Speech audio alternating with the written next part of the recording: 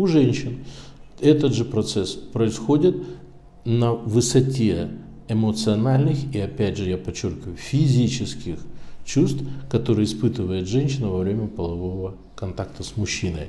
Она получает оргазм, и в данном случае происходит что? Прежде всего, выброс секрета бартолиневых желез, которые находятся за малыми половыми губами, происходит резкое увлажнение влагалища, которое у женщин условно называется оргазмом, и так может испытывать эта женщина. Как правило, это происходит с закрытыми глазами, и опять же импульсы, поступающие из влагалища, из клитора, который раздражается во время половой жизни, они поступают в головной мозг, и в головном мозге мы ощущаем наивысшее наслаждение, которое происходит с человеком.